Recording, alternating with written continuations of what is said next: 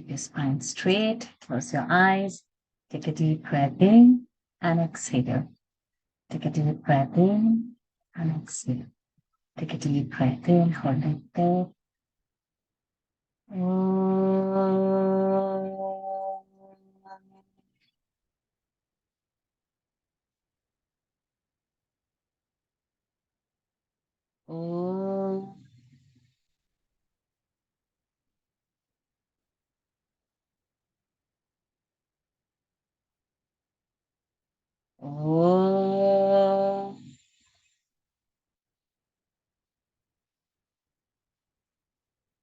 Om Shri Ganeshaya Namaha. Om Shri Saraswatyai Namaha. Om Shri Gurubhyo Namaha. Samasta Jana Kalyane Niratam Karunamayam Namami Chinmayam Devam Sadgurum Brahma Vidvaram Sadgurum Brahma Vidvaram Sarvamangala Mangalye Shive Sarvartha Sadhike शरण्ये त्र्यंबके गौरी नारायणि नमोस्तुते नारायणि नमोस्तुते ओम श्री दुर्गायै नमः अथ सप्तश्लोकी दुर्गा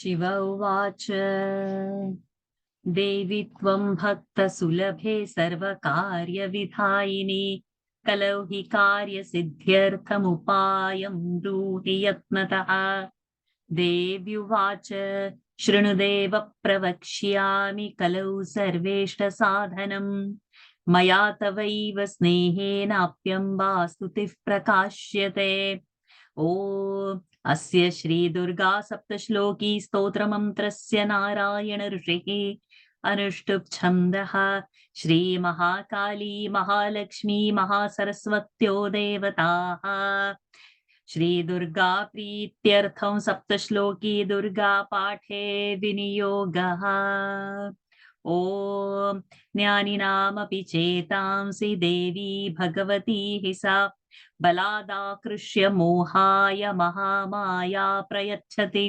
दुर्गे स्मृता हरसि भीतिमशेषजन्तोः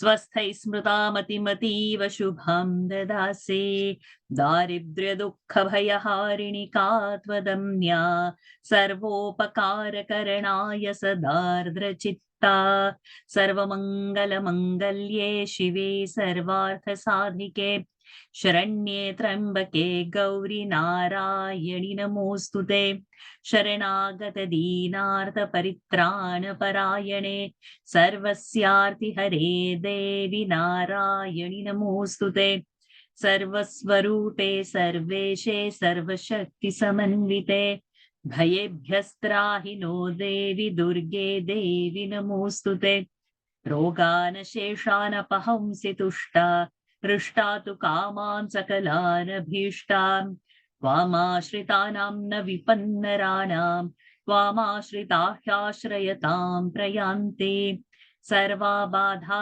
प्रशमनं त्रैलोक्यस्याखिलेश्वरि एवमेव त्वया कार्यमस्मद्वैरिविनाशनम् ॐ इति श्री सप्तश्लोकी दुर्गा सम्पूर्णा Pranams to the Lord. Pranams to all the Mahatmas in tonight's Devi Mahatmyam session. A very happy Makara Sankranti Pongal. Bihu, Lori, most and foremost it's Uttarayana happening. So as the sun's brilliance increase, may the brilliance in us to see our own self increase, may our mumukshata increase, may we have that brilliant knowledge by which everything else is known. So, happy festivities to you all. Today, we are going to start on this auspicious day, a new chapter. Chapter 4 we'll start today. Everything is coinciding. So.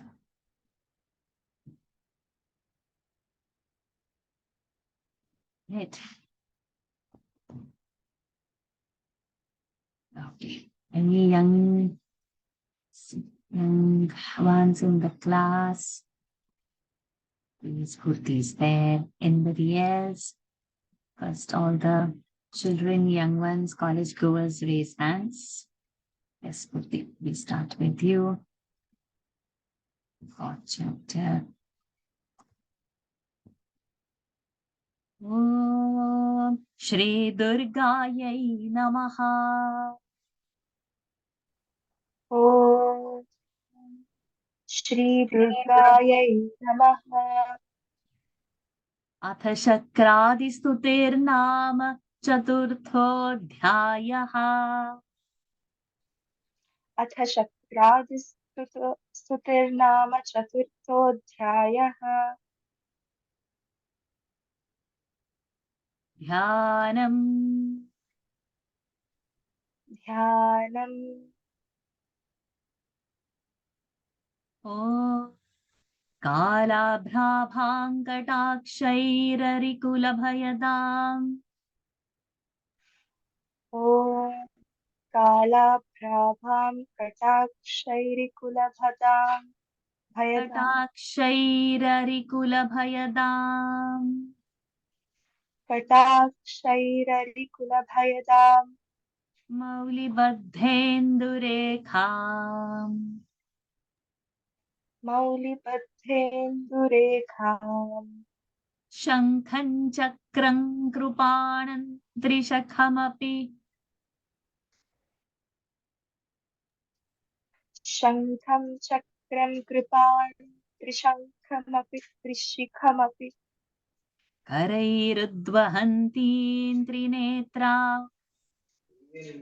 करैर् कर करैरुद्वहन्तीं त्रिनेत्रां त्रिशिखमपि करैः उद्वहन्ति Trinetra.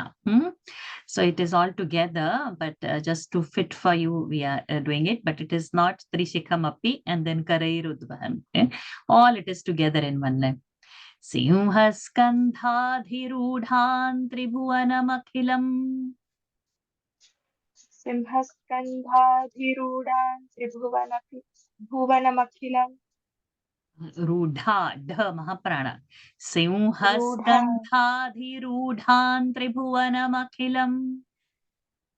सिंहस्कन्धाधिरूढान् त्रिभुवनमखिलम् So this Anuswara we'll later do na when we add Tejasa to it. Tejasa Purayanti तेजसा पूरयन्ति Dhyaye Durgan Jayakhyam Tridasha Parivritam ध्यायेत् दुर्गान् जयाख्यान् त्रिदश परिवृतान् Sevitam Siddhikamaihi सेवितान् सिद्धिकामैः Sevitam Siddhikamaihi. सेवितां सिद्धिकामैः Okay. Now we'll do one line full. Om कालाभ्राभाङ्कटाक्षैररिकुलभयदां मौलिबद्धेन्दुरेखाम् Om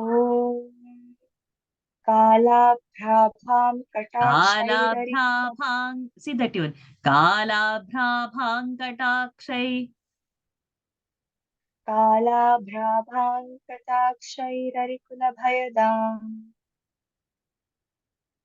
no my dear oh it's a whole line now we are not going to break the line ॐ कालाभ्राभाङ्कटाक्षैररिकुलभयदां मौलिबद्धेन्दुरेखाम् ॐ कालाभ्राभान् कटाक्षैररिकुलभयदां मौलिबद्धेन्दुरेखान् शङ्खं चक्रं कृपाणं त्रिशिखमपि करैरुद्वहन्तीं त्रिनेत्रा शङ्खं शङ्खं चक्रं ख ख शङ्खं शङ्खं चक्रं कृपाणं त्रिशिखमपि करैरुद्वहन्तीं त्रिनेत्राम् करैरुद्वहन्तीं त्रिनेत्रा करैर्वहन्तीं त्रिनेत्रां सिंहस्कन्धाधिरूढान् त्रिभुवनमखिलं तेजसा पूरयन्ती सिंहास्कन्धाधिरूढान् त्रिभुवनमखिल तेजसा पूरयन्तीम् इदं तेजसा ध्यायेद्दुर्गाञ्जयाख्यां त्रिदश परिवृतां सेवितां सिद्धिकामैः ध्यायेद्दुर्गाञ्जयाख्यान् ध्यायेद्दुर्गाञ्जयाख्यान् त्रिदश परिवृतां सेवितां सिद्धिकामैः Vakara, Anuswar, not anywhere, anyhow, Nakara will come. Na will come only for Tavarga. Ta, tha, da, dha, da. That's all. Rest everything, we have to watch what it is. So it is not a random Anuswara, whatever we feel. Sa is a avargiya vyanjana. Parivrutam, sevitam, siddhikamaihi. Anywhere, anyhow, na, not to give. Okay. Now we'll do two lines together. ध्यानम् ॐ कालाभ्याभाङ्कटाक्षैररिकुलभयदां मौलिबद्धेन्दुरेखा शङ्खं चक्रं कृपाणं त्रिशखमपि करैरुद्वहन्तीं त्रिनेत्रा ध्यानम् ॐ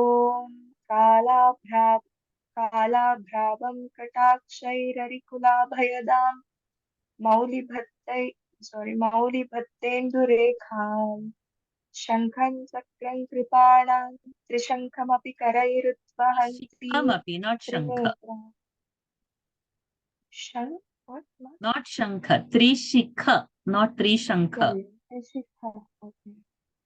शङ्खं शङ्खं चक्रं कृपाणं त्रिशिखमपि करैरुद्वहन्तीं त्रिनेत्रा सिंहस्कन्धाधिरूढान् त्रिभुवनमखिलं तेजसा पूरयन्ती ध्यायेद्दुर्गां च याख्यां त्रिदश परिवृतां सेवितां सिद्धिकामैः सिंहास्कन्धाधिरूढान् त्रिभुवनमखिलं तेजसा पूरयन्ती ध्यायेद्दुर्गां जयाख्या त्रिदश परिवृता सेविता सिद्धिकामैः Ma'am, I go slow with it. I'm Okay, and sorry. now chant the whole thing.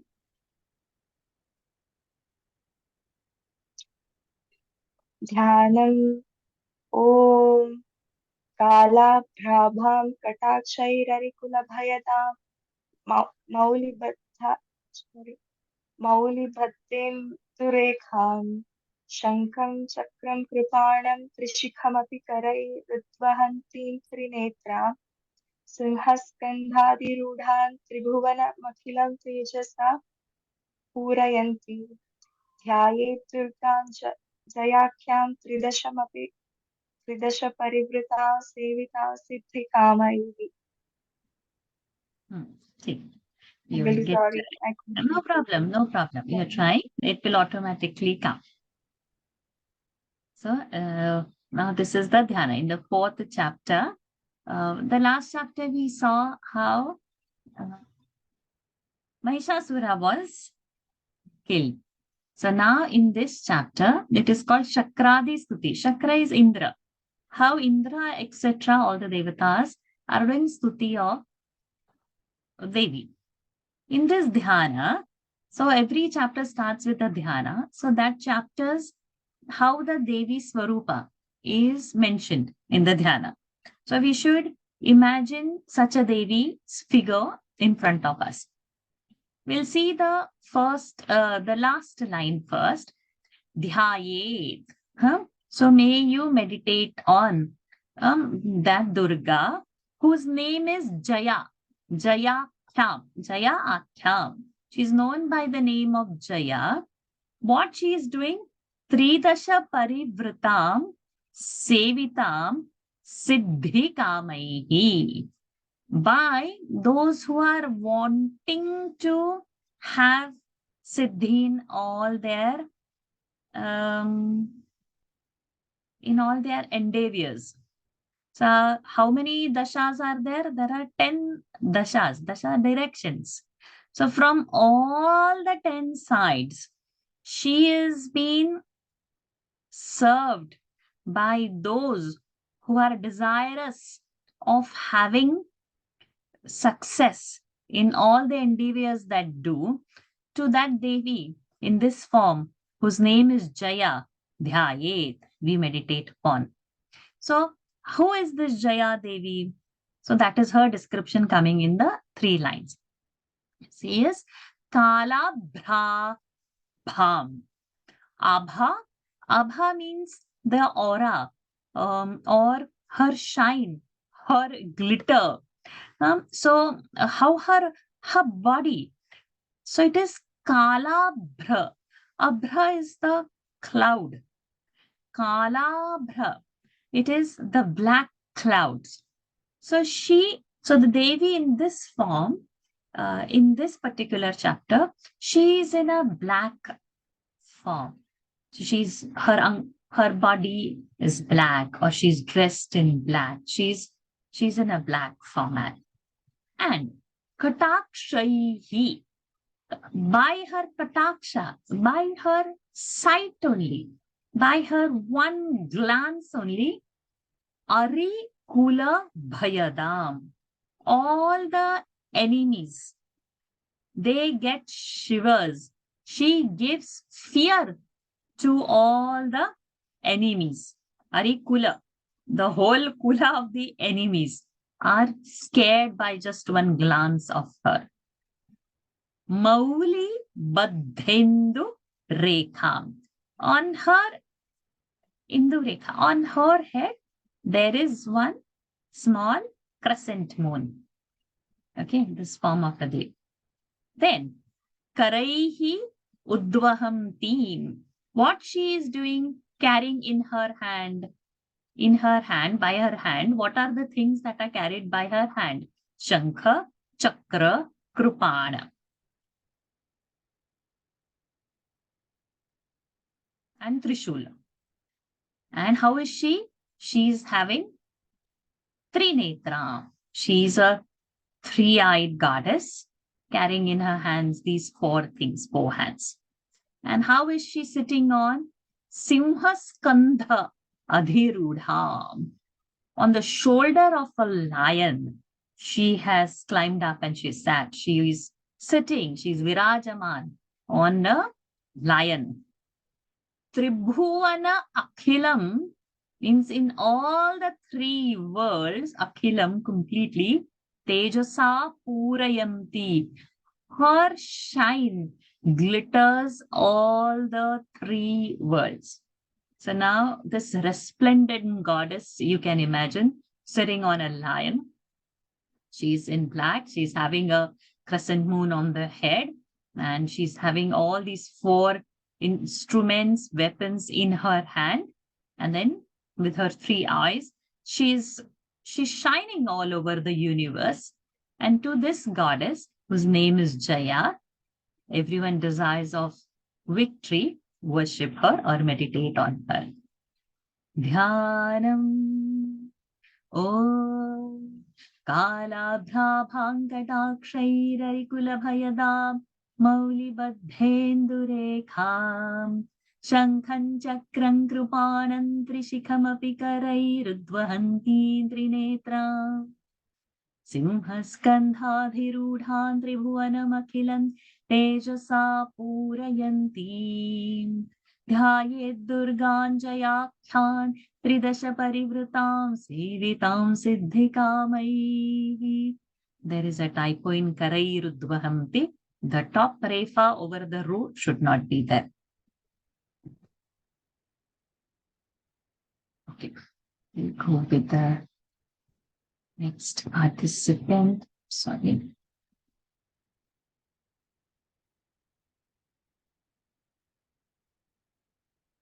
All young kids are over. Okay, only Spurti was there. Fine. Sumana, Manjumaji. Om Rishiruvacha. Om Rishiruvacha.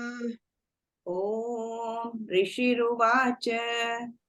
Chakradaya Suraganani Hateti Virye. Shakradaya Suragana Nihateti Virye. Shakradaya Suraganani Hateti Virye. No, both of you are doing your own tunes of third and fourth line. First line. Shakradaya Suraganani Hateti Virye. Shakradaya Suraganani Hateti Virye. Shakradaya Suragana Nihateti Virye. Shakradaya Suraganani Hateti Virye. You are doing Nihateti Virye. You are ending the shloka. Fourth line tune you are doing. Shakradaya Suraganani Hateti Virye. Shakradaya Suraganani Hateti Virye. Correct. Tasminduratmani surari bale cha devya. Tasminduratmani surari bale cha dev. Tasminduratmani Tasminduratmani surari bale cha devya. surari bale cha devya. Surari bale cha devya. Tasminduratmani surari bale cha devya. Tasminduratmani surari bale cha devya. Tasminduratmani surari bale cha devya. Tantushtuvuh pranati namra shirodharamsa. Tantushtuvuh pranati tamra shirodharamsa. Pranati namra. Tantushtuvuh pranati namra shirodharamsa. Tantushtuvuh pranati namra shirodharamsa. Vagbhih praharsha pulakodgama charudeha. Vagbhih praharsha pulakodgama charudeha. Vagbhih praharsha pulakodkama charudeha. Vagbhih praharsha pulakodgama charudeha. Shakradaya suraganani hateti virye. Tasminduratmani surari bale cha devya. Shakradaya suragana nihateti virye. Tasminduratmani surari bale cha devya. Shakradaya suraganani hateti virye. Tasminduratmani surari bale cha devya.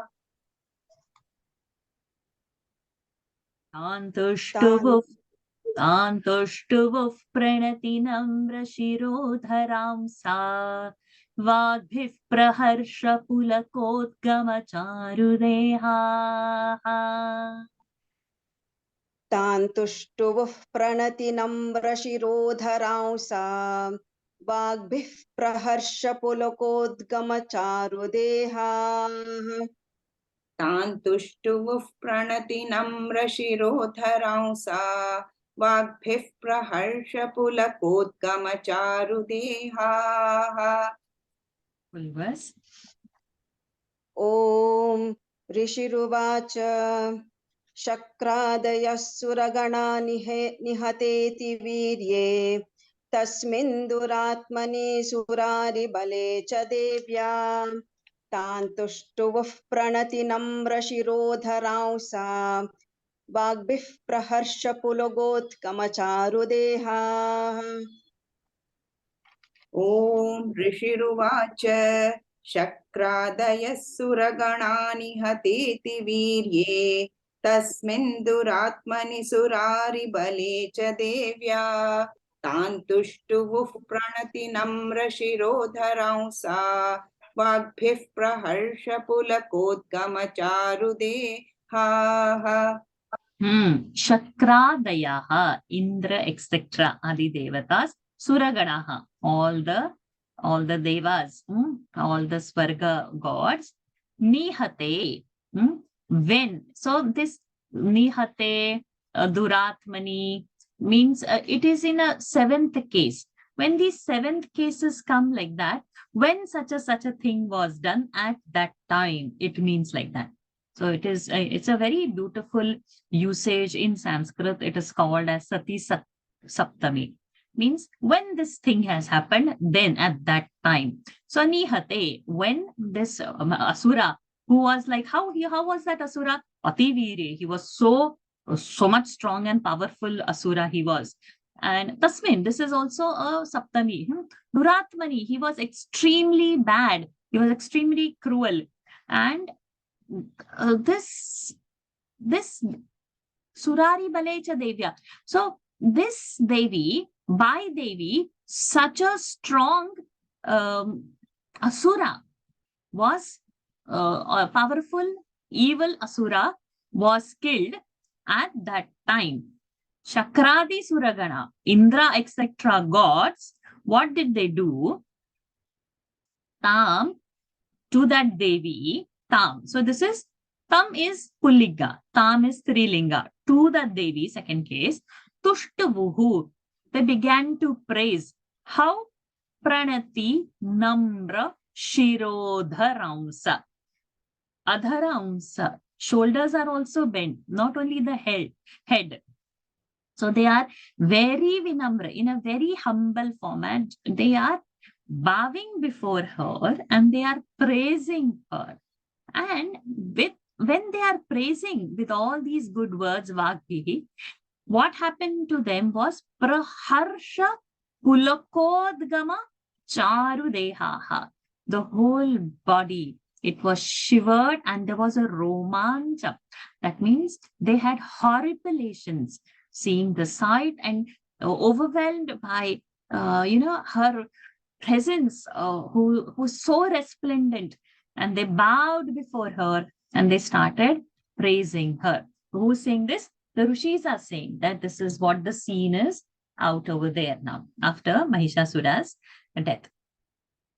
Om Rishiruvacha Shakradaya Suraganani Hateti Virye Tasmin Duratmani Surari Bale Cha Devya Tantushtuvuh Pranati Namra Shirodharamsa Vagbhiv Praharsha Pulakodgamacharu Deha.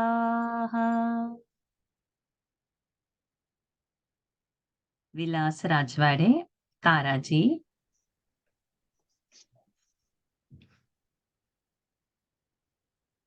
Devyaya tatamidam jagadatma shaktya. दिव्यायया ततमिदं जगतात्मशक्त्या देव्यायया ततमिदं जगतात्मशक्त्या Nishesha deva ganashakti samuha murtya. निःशेषदेवगणशक्तिसमूहमूर्त्या निःशेषदेवगणशक्तिसमूहमूर्त्या Tamambikamakhila deva maharshi pujyam. तामम्बिकामखिलदेवमहर्षिपूज्यां Pujyam. Dirgha. तामम्बिकामखिलदेवमहर्षिपूज्यां तामम्बिकामखिलदेवमहर्षिपूज्यां Bhaktyanatasma vidadhatu shubhani sanaha. भक्त्या नतास्म विदधातु शुभानि सा नः Bhaktyanatasma vidhatatu sabhani sanaha. Devyaya tatamidam jagatma shaktya Nishesha deva gana shakti samuha murtya. देव्यायया ततमिदं जगदात्मशक्त्या निःशेषदेवगणशक्तिसमूहमूर्त्या Devyaya tamabhitam jagatatma shaktya Nishesha devagana shakti samoha murtya. Pambikamakila deva maharshi puja Bhaktyanasma vidadhatu shubhani sanaha. तामम्बिकामखिलदेवमहर्षिपूज्यां भक्त्या नताः स्म विदधातु शुभानि सानः Tasma भक्त्या Bhaktyanatas. भक्त्या नताः स्म विदधातु शुभानि सानः Tamambikamakhila maharshi pujam Bhaktyanatasma vidhathatu shubhani sanaha.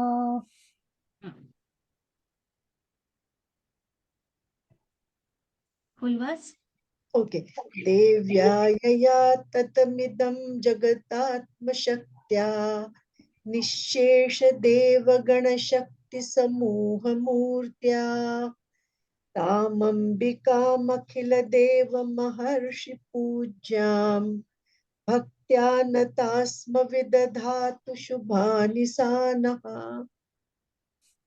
Devyaya tatamidam jagatatma shaktya Nishesha devagana shakti samoha murtya Tambika makhila deva maharshi pujyam Bhaktiyanatasma vidhathatu shubhani sanaha. Very good. Tam Ambika. Devya, by Devi, third vibhakti. Yaya, by which, also third vibhakti. Tatam, idam, jagat, atma shaktya, by the atma shakti. Idam jagat, what she has done. Nishesha deva gana shakti samoha murtya. This Devi, she has enveloped this whole world, this whole universe. Okay. And it is her Shakti, by her Atma Shakti. So whatever the Devaganas feel it is their Shakti, it is basically a borrowed Shakti of the Devi. So the entire Devaganas Shakti, the whole Samuha of that Devagana, Nishesha, without any exception, all their Shakti, it is actually by her Shakti only, because she has enveloped this whole universe with her power. So there, anybody's power is her power. Nobody should say, I'm so powerful. It's all borrowed power. It's all Devi's power, only whatever we have. Okay. So such a powerful Devi who has enveloped through, or she has pervaded this whole universe. Tam Ambikam, to that Devi, Akhila Deva Maharshi, all the Maharushis and all the Devaganas, Pujyam. She is worthy of puja. She is respected by all these devas and all these maharshis.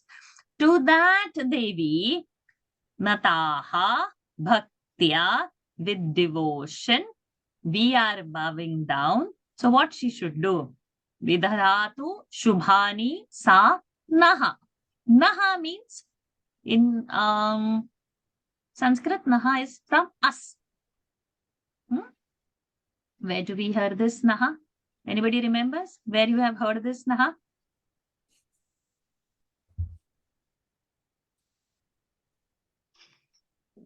Anybody? Om Sahana Bhavatu, do we have that word? Or in Bhadram Karne we have that word. So this Naha is us. To us. So may she grant it to us.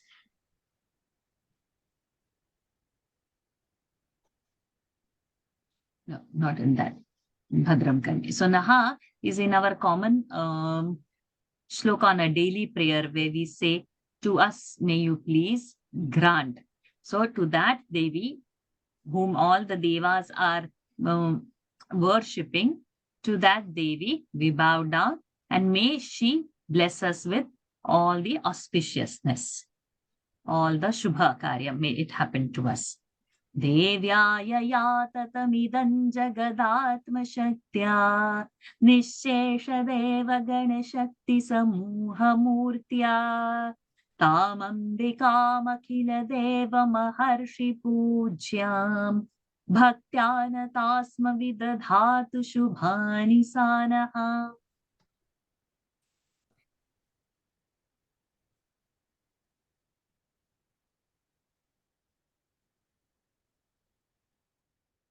Dharini ji, Vidya ji.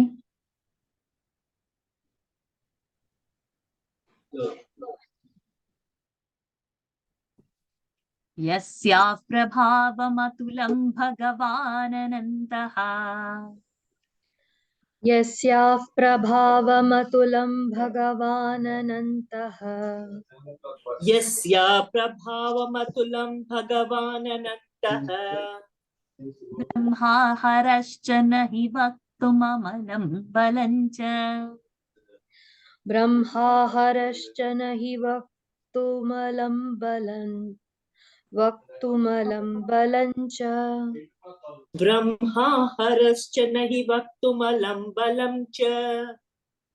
हरस्नो हरश्च and balanch.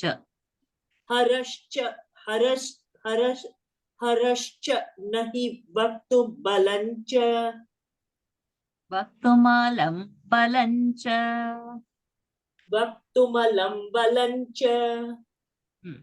सा चण्डिकाखिल जगत्परिपालनाय सा चण्डिकाखिल जगत्परिपालनाय सा चण्डिकाखिल जगत्परिपालनाय नाशाय चाशुभभयस्य मतिं करोतु. नाशाय चाशुभभयस्य मतिं करोतु. नाशाय चाशुभभयस्य मतिं करोतु. यस्याः प्रभावमतुलं भगवाननन्तः ब्रह्मा हरश्च न हि वक्तुमलं बलं च. यस्याः प्रभावमतुलं भगवाननन्तः ब्रह्माहरश्च न हि वक्तुमलं बलं च. यस्या प्रभावमतुलं भगवाननन्तः ब्रह्मा हरश्च न हि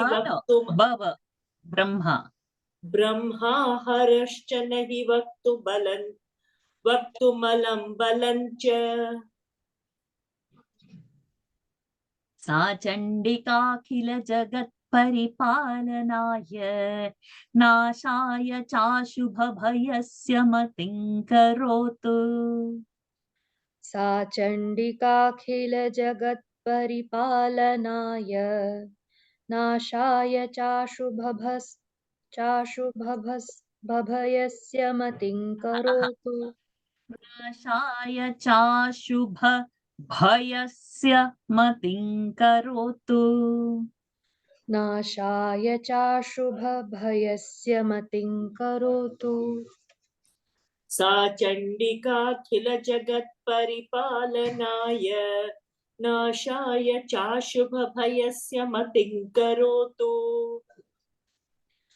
यस्याः प्रभावमतुलं भगवाननन्तः ब्रह्माहरश्च न हि वक्तुमलं बलं च. सा चण्डिकाखिल जगत्परिपालनाय नाशाय चाशुभभयस्य मतिं करोतु। Very good. यस्याः प्रभावमतुलं भगवाननन्तो ब्रह्मा हरश्च न हि वक्तुमलं बलं च सा चण्डिकाखिल जगत्परिपालनाय नाशाय चाशुभभयस्य मतिं करोतु। Yasyaha, whose, Shashti, the relationship. Prabhavam, whose prabhava, prabhava, power, valor, whose might, whose influence, atulam, uncomparable power.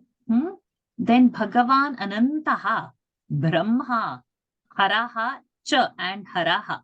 So, Bhagwan Ananta, Sheshanaga, you can mute yourselves. Brahmaji, Hari, Shivaji. So, these are Vaktum. Vaktum Alam. They cannot say enough about her and nor talk about her strength. I mean, she's indescribable even by these gods, Ananda, Brahmaji, and Shivaji. Her prabhava, her powers, you cannot talk about it. You cannot describe her. She's so powerful that even gods cannot describe her. Sa Chandika. So that Chandika, that Devi, Akhila Jagat, to this universe completely, Paripalanaya, to protect and to nourish this universe. And for what? Nashaya, to destroy. What? Ashubha Bhayasya. So those who are creating fear and those who are evil, to destroy them. Matim Karotu. May she take it upon her mind. May it come to her mind that she should nourish and protect this world and kill all the evil people. Yasya prabhavamatulam bhagavananantaha brahma harascha nahi vaktumalam balancha sa chandika khila jagat paripalanaya Nashaya chashubhabhayasya matin karotu. Bhagavan Anantaha. Because we are breaking the pada, we should not say Bhagavan Ananto over there. If we are continuing immediately, then it is good. Let us say, Yasya prabhavamatulam Bhagavan Ananto. Bhagavan Anantaha. Brahmahar. Because Bhagavan Ananto Brahmaharascha. Maybe we should keep the line together. Then Harascha, Brahma Harascha, it will complete over there. Bhagavan Ananto Brahma Harascha, it will complete there. Yasya prabhavamatulam Bhagavan Ananto Brahma Harascha nahi vak. Yeah, we should do it together. That would be perfect Sanskrit. Anantaha, to break the pada. If you're chanting together, then Ananto it should be. Okay, let's have the next ones. Lataji and Radha Krishnanji.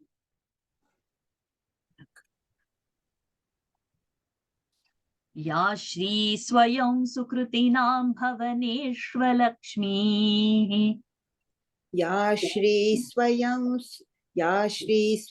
सुकृतिनां भवनेष्वलक्ष्मीः या श्री स्वयं सुकृतिनां भवनेष्वलक्ष्मीः स्वयं सुकृतीनां अनुस्वारा स्वाकारा या श्री स्वयं सुकृतिनां भवनेष्वलक्ष्मीः पापात्मनां कृतधियां हृदयेषु बुद्धेः पापात्मनां कृतधियां हृदयेषु बुद्धिः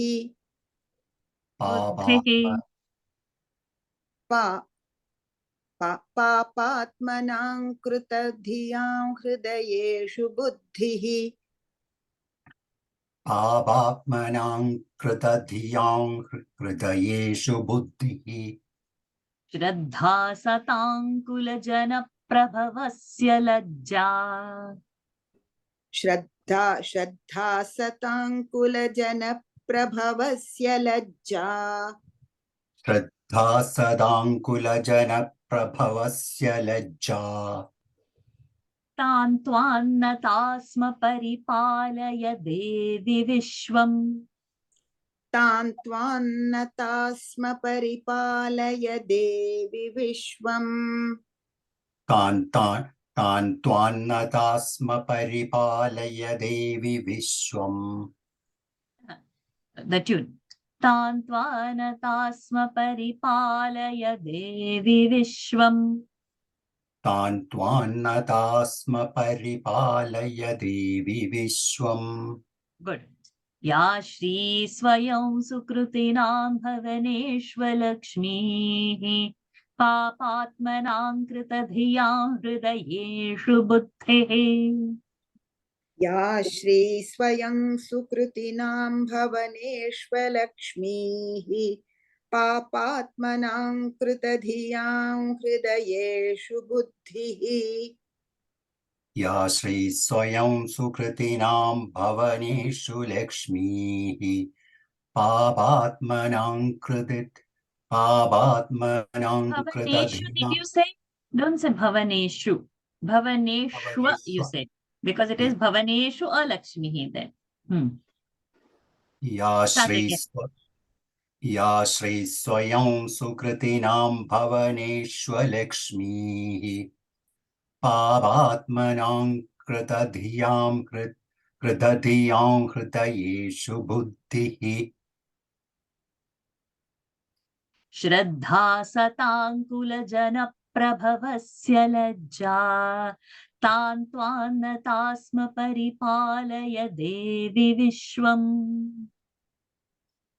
श्रद्धा सताङ्कुलजनप्रभवस्य लज्जा तान् त्वान्नतास्म परिपालय देवि विश्वम् श्रद्धा सदाङ्कुलजनप्रभवस्य लज्जा तान् त्वान्नदास्म परिपालय देवि विश्वम्. या श्री स्वयं सुकृतिनां भवनेष्वलक्ष्मीः पापात्मनां कृतधियां हृदयेषु बुद्धिः श्रद्धा सताङ्कुलजनप्रभवस्य लज्जा तान् त्वान्नतास्म परिपालय देवि विश्वम्. या श्री स्वयं सुकृतिनां भवनेषु लक्ष्मीः पापात्मनां कृतधियां हृदयेषु बुद्धिः श्रद्धा सदाङ्कुलजनप्रभवस्य लज्जा तान् त्वान्नदास्म परिपालय देवि विश्वम्. Yeah. Who? Shri, this goddess in the form of Lakshmi. Swayam Sukrutinam means those who have done a good deed, those who are done earn punya in their house. She resides as Shri Swayam. She comes herself in the form of Shri as Lakshmi. And second line, Papatmanam Bhavaneshu Sukrutinam Bhavaneshu Shrihi. Papatmanam Bhavaneshu Alakshmihi. So those who have done sins, papas, she comes as Alakshmi. Means she comes as a daridya. She comes to them as a poverty.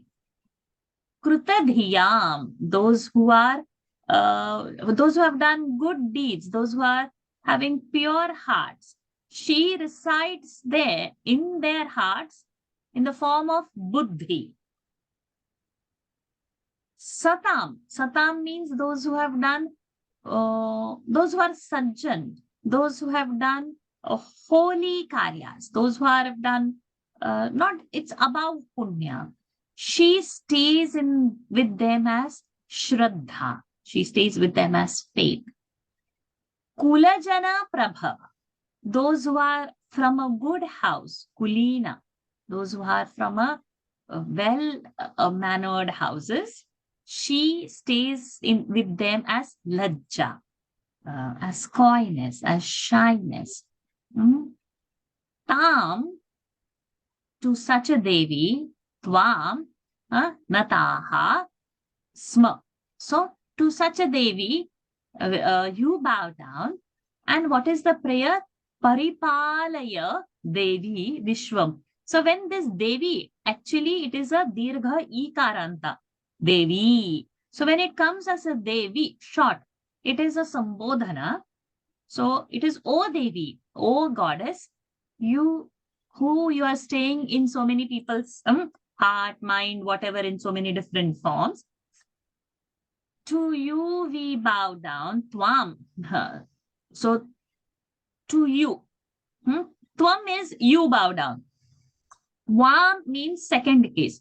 To you, we bow down. And the request is what? Vishwam Paripalaya.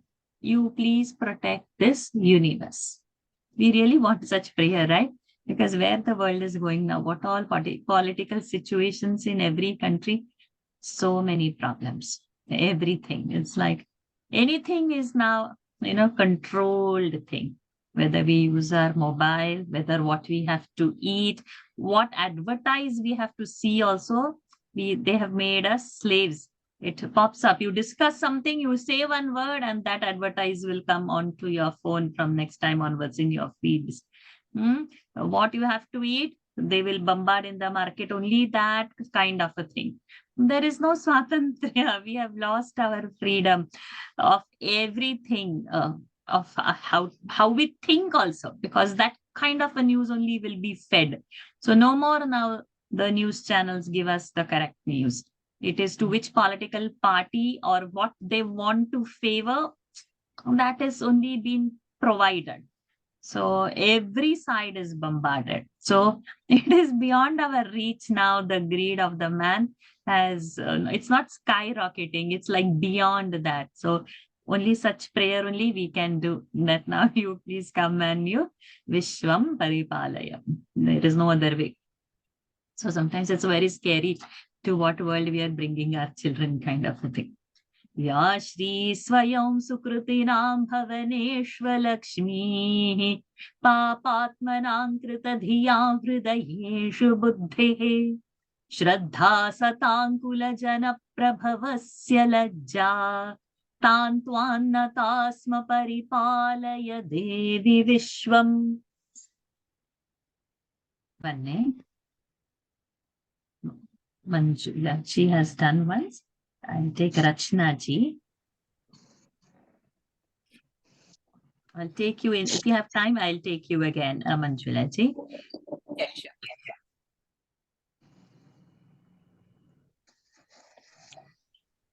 Manjula ji, you did once, right? Or I did, Varshaji, I did. yeah, that's what. Okay, Kim varnayam tava rupamachintyametat. किं वर्णयाम तव रूपमचिन्त्यमेतत् क्यों वर्णयाम तव रूपमचिन्त्यमेतत्. Varnayam, you should not say. It is a full ma.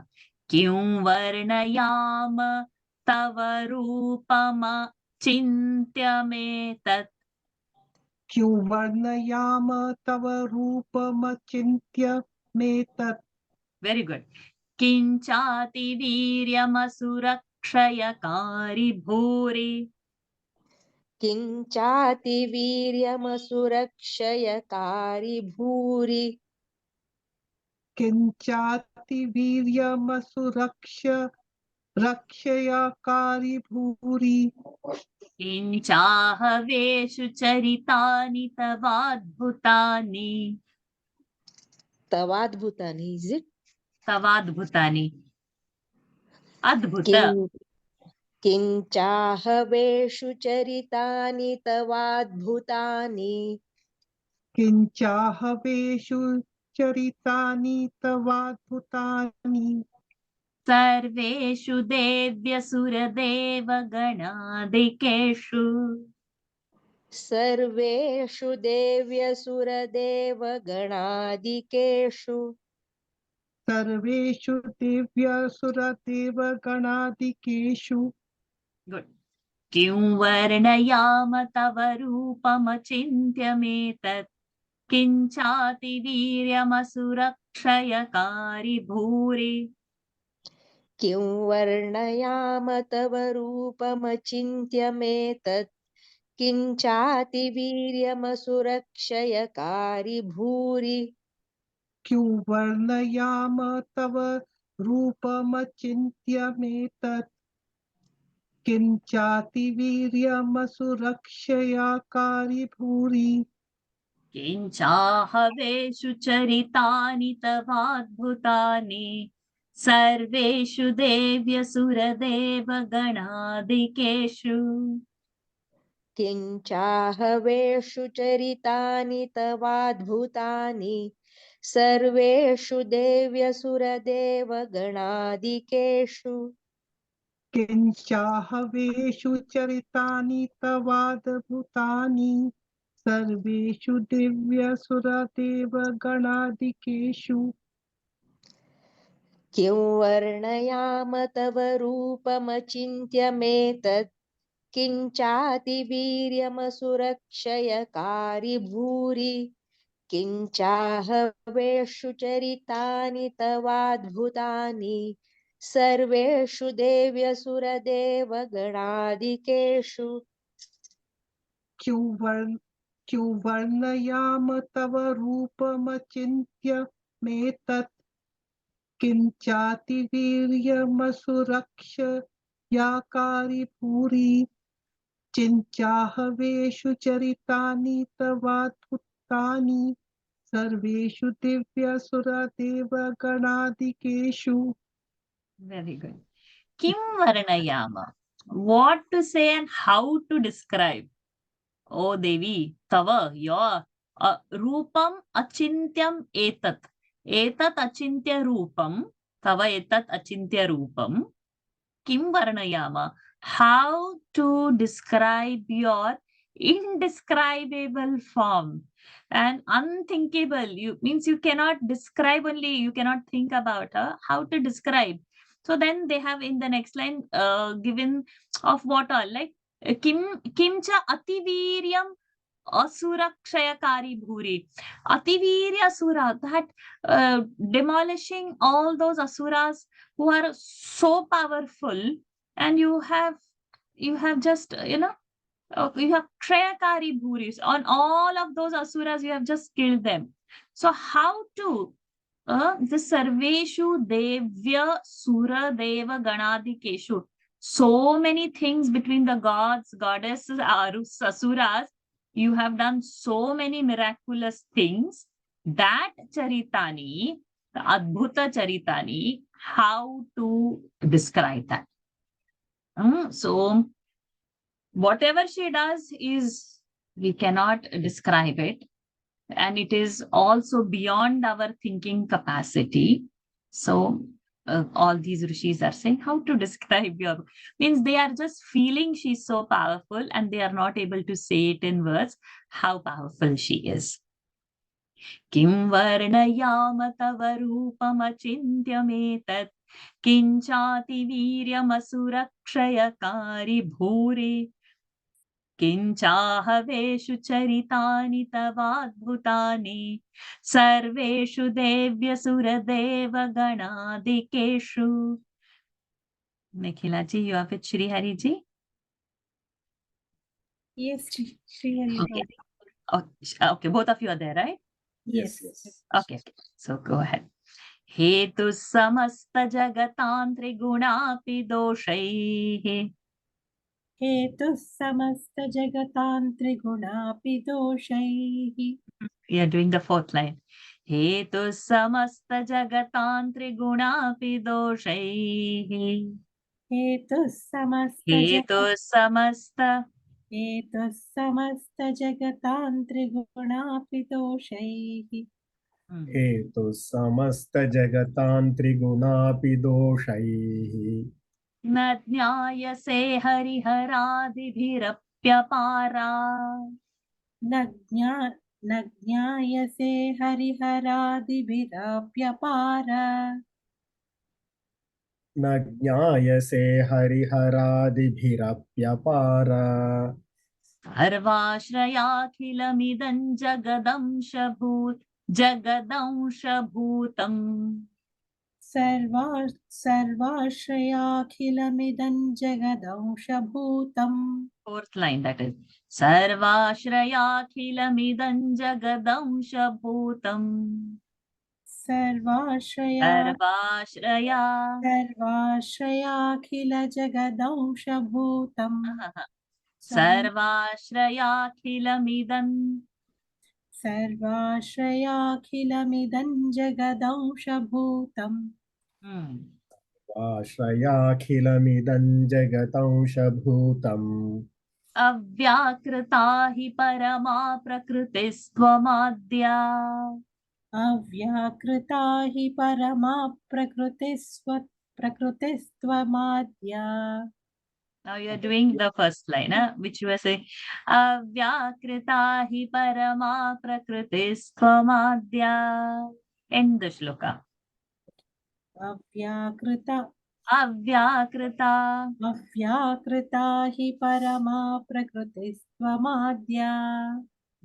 अव्याकृता हि परमा प्रकृतिस्त्वमाद्या. Maybe if I take a higher pitch, it will be comfortable, I think, for both of My them. voice has a tone, has a throat, has a No, problem. and I think for Nikhila.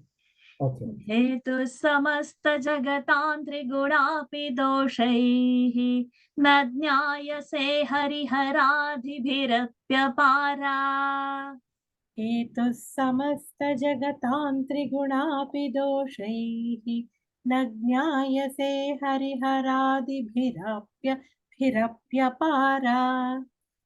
हेतुः समस्तजगतान्त्रिगुणापि दोषैः न ज्ञायसे हरिहरादिभिरप्यपारा.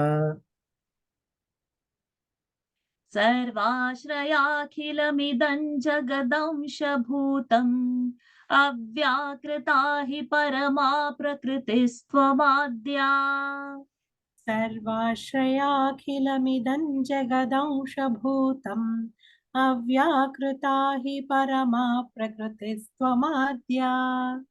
सर्वाश्रयाखिलमिदं जगदंशभूतम् अव्याकृता हि परमा प्रकृतिस्त्वमाद्या. हेतुः समस्तजगतान्त्रिगुणापि दोषैः न ज्ञायसे हरिहरादिभिरप्यपारा. सर्वाश्रयाखिलमिदं जगदंशभूतम् अव्याकृता हि परमा प्रकृतिस्त्वमाद्या. हेतुः समस्तजगतान्त्रिगुणापि दोषैः न ज्ञायसे हरिहरादिभिरप्यपारा. सर्वाश्रयाखिलमिदं जगदंशभूतम् अव्याकृता हि परमा प्रकृतिस्त्वमाद्या. Hetuhu, cause, reason. Samasta jagatam. You are the cause for the whole universe. Trigunapi doshaihi. You are trigunatmika. So even if there are by any faults, by any doshas, it is not visible. You are that. You are trigunatmika. So nothing high and low. All trigunas are from you only. Natnyayase hariharadibhihi api apara. Harihara, both Lord Vishnu, Lord Shivji, both do not know you. It's beyond their reach also of knowing you. They cannot cross you. Sarvashraya akhilamidam. You are the sustainer. You are holding. You are the holder. Ashraya. For everything that it is there. And Jagadamsha Bhutam, this whole world is your amsha. It has come from you. It is your part. And you are Prakrutitvam Adya. You are that primordial Parama, the most ancient Avyakrita. One cannot be known, inhibited by anything. You are, that unreachable of everything. You are the start point of all. They are describing that Adi Shakti in words who cannot be described. That's the difficult part over here. And so many words have been added to describe that indescribable power of the Lord, of the goddess. हेतु समस्त जगतांत्रिगुणापि दोषैः न ज्ञायसे हरिहरादिभिरप्यपारात् सर्वाश्रयाखिलमिदं जगदंशभूतम् अव्याकृता हि परमा प्रकृतिस्त्वमाद्या. Pushpa ji, Lata ji. The time is up, but I have 4 hands. I will take one shloka for each of those, and Pushpaji and Lata Jivan and Vinisha and Sajiv Jivan. So we'll do that. But for recording, it won't be so many verses. It's going to be beyond to do 9 verses. We'll do shorter ones because the shlokas are big this time. Yasya samasta surata samudirane. यस्या समस्तसुरता समुदीरणेन यस्या समस्तसुरता समुदीरणेन तृप्तिं प्रयाति सकलेषु मखेषु देवी. तृप्तिं प्रयाति सकलेषु मखेषु देवी. तृप्तिं प्रयाति सकलेषु मखेषु देवी. स्वाहासि वै पितृगणस्य च तृप्तिहेतुरुच्चार्यसे त्वमत एव जनैः स्वधा च. Wherever the hyphen is going to come, we have to take it as a full verse. We should not do trupti hetuhu and uchcharyase. Can you say this once again? Yes. So, स्वाहासि वै पितृगणस्य च तृप्तिहेतुरुच्चार्यसे त्वमत एव जनैः स्वधा च. So truptihetuhu uchcharyase tvamata. But uchcharyase we should not separate it out from hetu. स्वाहासि वै पितृगणस्य च तृप्तिहेतुरुच्चार्यसे त्वमत एव जनैः स्वधा च. Very good. स्वाहासि वै पितृगणस्य च तृप्तिहेतुरुच्चार्यसे त्वमत एव जनैः स्वधा च. यस्या समस्तसुरता समुदीरणेन तृप्तिं प्रयाति सकलेषु मखेषु देवी. यस्या समस्तसुरता समुदीरणेन तृप्तिं प्रयाति सकलेषु मखेषु देवी. यस्या समस्तसुरता समुदीरणेन तृप्तिं प्रयाति सकलेषु मखेषु देवी. स्वाहासि वै पितृगणस्य च तृप्तिहेतुरुच्चार्यसे त्वमत एव जनैः स्वधा च. स्वाहासि वै पितृगणस्य च तृप्तिहेतुरुच्चार्यसे त्वमत एव जनैः स्वधा च. स्वाहासि वै पितृगणस्य च तृप्तिहेतुरुच्चार्यसे त्वमत एव जनैः स्वधा च. यस्या समस्तसुरता समुदीरणेन तृप्तिं प्रयाति सकलेषु मखेषु देवी. स्वाहासि वै पितृगणस्य च तृप्तिहेतुरुच्चार्यसे त्वमत एव जनैः स्वधा च. यस्या समस्तसुरता समुदीरणेन तृप्तिं प्रयाति सकलेषु मखेषु देवी. स्वाहासि वै पितृगणस्य च तृप्तिहेतुरुच्चार्यसे त्वमत एव जनैः स्वधा च. So over here we have to understand one thing is whenever we do a yajna or a homa, whatever we are offering into that homa is we invoke that Lord, and to reach that Lord, Agni is the medium and we put things into it. So that offering reaches to that Lord. This much concept we should have clear in our mind. Okay.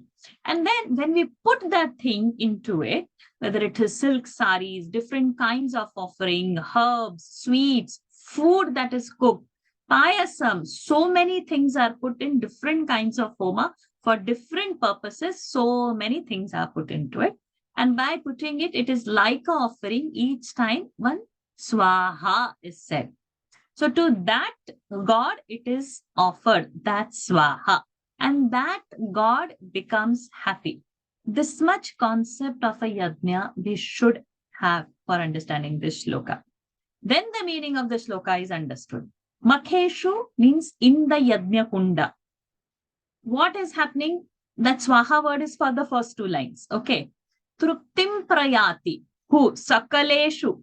Oh, so Devi, that you see the short V is there. That means, oh Devi, it is, you are that swaha mantra by chanting which in all the yajnas, samasta sura devatas, means all the devatas, truptim prayati. Devatas become happy by in that yajna by offering, and that swaha, that mantra, that you are that one. So by which all the gods are getting happy, you are that. Okay. This is for that swaha is for the first two lines. Swadha is also like swaha only, but swadha word is used when Pitraganas we are offering something. So for Pitragana Trupti Hetuhu, the cause for bringing contentment for the Pitrugana, that ucharana of that word, that word which by people which is said, that swadha is also you. So she's that all powerful by which everybody is getting contentment. So it's not only the Manushya Gana, Deva Ganas, Pitru Ganas, everybody. She is responsible for everybody's peace and content. She is that power of swaha. She is that power of swadha by which things are reaching to Pitrugana or Devagana to make them happy. This concept we should have very clear. Very beautiful verse. Yasya samasta surata chamudiranena truptim prayati sakaleshu makheshu devi swaha sivai pitruganasya cha trupti heturrucharyase tvamata eva janai swadhacha. We are going longer, but doesn't matter. We'll complete this last shloka. Dinisha, Sanjeevji, please come over. What we'll do Dhyana Shloka and 4 mantras for 1 week, and the remaining 5 mantras for the next week. So then only y'all be able to practice this nicely. Last verse for today. Ya mukti hetura vichintya mahavratatvam. या मुक्ति हेतुरविचिन्त्य महाव्रतात्वम्. Excellent. या मुक्ति हेतुरविचिन्त्य महाव्रतात्वम्. Abhyasya se suniyatendriya tattvasaraihi. अभ्यस्य से सुनीयते निन्द्रिय तत्वसारैः. Indriya separately don't say. Suniyatendriya. Abhyasya se suniyatendriya tattvasaraihi. अभ्यस्य से सुनीयतेन्द्रिय तत्वसारैः. अभ्यस्य से सुनियतेन्द्रिय तत्त्वसारैः. मोक्षार्थिभिर्मुनिभिरस्तसमस्तदोषैर्विद्यासि सा भगवती परमाहि देवी. Moksharthibhihi. So the words are moksharthibhihi, munibhihi, munibhirasta, samasta doshaihi, vidyasi, then sa bhagavati paramahi devi. So doshair vidyasi, samasta doshair vidyasi. Till here, all that is a samasta pada. Moksharthibhir, munibhirasta, samasta doshair vidyasi. मोक्षार्थिभिर्मुनिभिरस्तसमस्तदोषैर्विद्यासि सा भगवती परमाहि देवी. मोक्षार्थिभिर्मुनिभिरस्त समस्तदोषैर्विद्यासि सा भगवती परमाहि देवी. So if you're going to pause doshair and then start vidyasi, then it should be doshaihi, then vidyasi. If you're going to pause, better say doshaihi. Doshair and then taking a pause breath and saying vidyasi will not be correct. Samasta doshair vidyasi should come as one word. मोक्षार्थिभिर्मुनिभिरस्तं समस्तदोषैर्विद्यासि सा भगवती परमाहि देवी. Then you can come anywhere and stop. So, moksharthibhirmunibhirasta samasta dosher vidyasi. You want to breathe and sa bhagavati, or moksharthibhirmunibhirasta samasta dosher vidyasi sa bhagavati. Then breathe paramahi devi. So you can choose your breathing spot before sa or after bhagavati. Sorry. You go ahead. Yes. You go ahead. No. Vinisha, please go ahead. मोक्षार्थिभिर्मुनिभिरस्त समस्तदोषैर्विद्यासि सा भगवती परमाहि देवी. Very good. Excellent. मोक्षार्थिभिर्मुनिभिरस्तसमस्तदोषैर्विद्यासि सा भगवती परमाहि देवी. Excellent. Go for the full verse. या मुक्तिहेतुरविचिन्त्य महाव्रता त्वम् अभ्यास्यसे सुनियतेन्द्रियतत्त्वसारैः मोक्षार्थिभिर्मुनिभिरस्तसमस्तदोषैर्विद्यासि सा भगवती परमाहि देवी. या मुक्तिहेतुरविचिन्त्य महाव्रता त्वम् अभ्यस्यसे सुनियतेन्द्रियतत्त्वसारैः मोक्षार्थिभिर्मुनिभिरस्तसमस्तदोषैर्विद्यासि सा भगवती परमाहि देवी. Ya mukti hetuhu. So you are that mukti hetuhu, the cause for the liberation.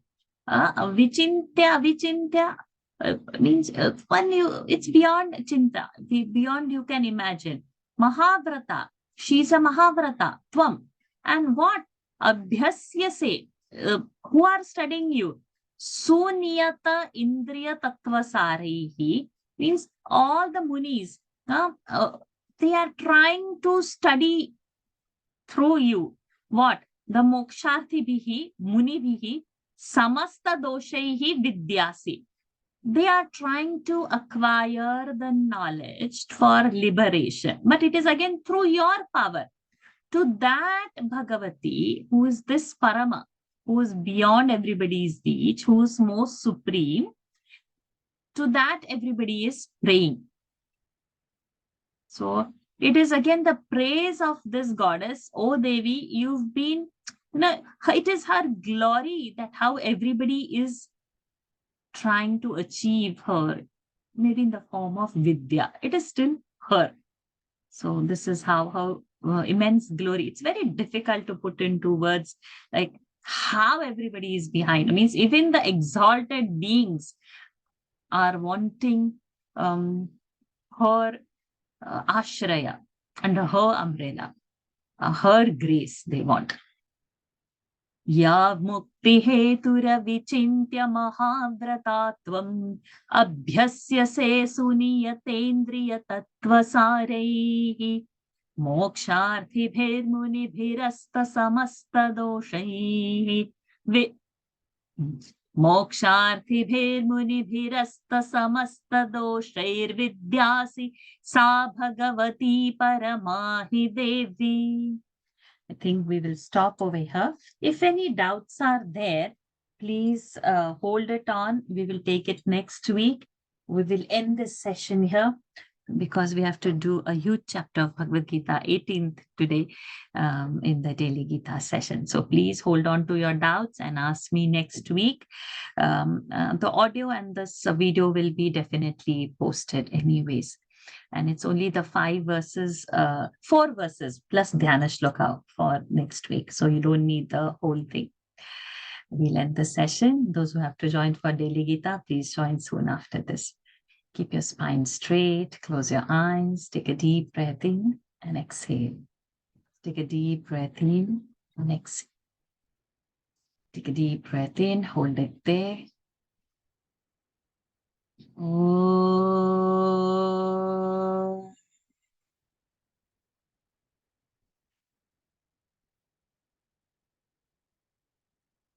Oh.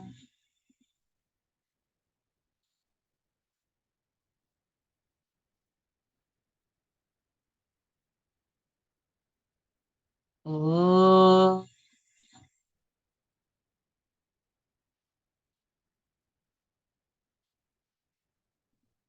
Om Purnamadav Purnamidam Purnat Purnamudachyate Purnasya Purnamadaya Purnamevavashishyate Om Shanti Shanti Shanti Harihi Om Shri Gurubhyo Namaha Harihi Om Shri Devyarpanamastu.